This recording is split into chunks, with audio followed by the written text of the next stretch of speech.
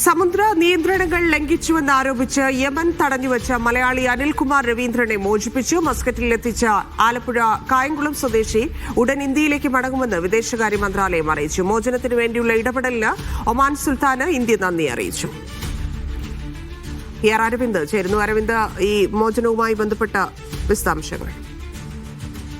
കഴിഞ്ഞ ജൂലൈ മാസമാണ് ചെങ്കടലിൽ ഹൂതി വിമതരുടെ ആക്രമണത്തിൽ തകർന്ന ചരക്ക് കപ്പലിൽ അംഗമായിരുന്നു അനിൽകുമാർ രവീന്ദ്രൻ. എന്നാൽ സമുദ്ര നിയന്ത്രണങ്ങൾ ലംഘിച്ചുവെന്ന് ആരോപിച്ച് ഈ കപ്പലിലെ 11 അംഗങ്ങളെ യമൻ തടഞ്ഞു വെക്കുകയായിരുന്നു. എന്തായാലും ആ 11 പേരെയും ഇപ്പോൾ മോചിപ്പിച്ചിരിക്കുകയാണ്. ആലപ്പുഴ കായംകുളം സ്വദേശിയായ അനിൽകുമാർ രവീന്ദ്രനും ഇതിൽ ഉൾപ്പെടുന്നുണ്ട്. ഇപ്പോൾ അനിൽകുമാർ രവീന്ദ്രന്റെ മസ്കറ്റിൽ എത്തിച്ചതായി വിദേശകാര്യ മന്ത്രാലയം വ്യക്തമാക്കുന്നു. ഉടൻ തന്നെ ഇന്ത്യയിലേക്ക് മടങ്ങാനാകുമെന്ന് പ്രതീക്ഷിക്കുന്നതായും വിദേശകാര്യ മന്ത്രാലയം അറിയിച്ചിരിക്കുകയാണ്. മോചനത്തിന് വേണ്ടിയുള്ള ഇടപെടൽ ഒമാൻ സുൽത്താനും ഇപ്പോൾ ഇന്ത്യൻ വിദേശകാര്യ മന്ത്രാലയം നന്ദി അറിയിച്ചിരിക്കുകയാണ്. കാരണം ഒമാന്റെ ഇടപെടലാണ് ഈ 11 പേരുടെ മോചനത്തിനും നിർണായകമായത്. എന്തായാലും ഉടൻ തന്നെ ഇന്ത്യയിലേക്ക് മടങ്ങുമെന്നതാണ് ഇപ്പോൾ വ്യക്തമാക്കിയിരിക്കുന്നത്. കഴിഞ്ഞ ജൂലൈ മാസം മുതൽ യമൻ തടഞ്ഞു വെച്ചിരിക്കുകയാണ്. സമുദ്ര അതിർത്തികൾ അതുപോലെ തന്നെ നിയന്ത്രണങ്ങൾ ലംഘിച്ചു എന്ന് ആരോപിച്ചുകൊണ്ടായിരുന്നു അന്ന് തടഞ്ഞു വെച്ചിരുന്നത്. എന്തായാലും വലിയ ആശ്വാസം. മലയാളിയാണ്, ആലപ്പുഴ കായംകുളം സ്വദേശിയാണ് അനിൽകുമാർ രവീന്ദ്രൻ.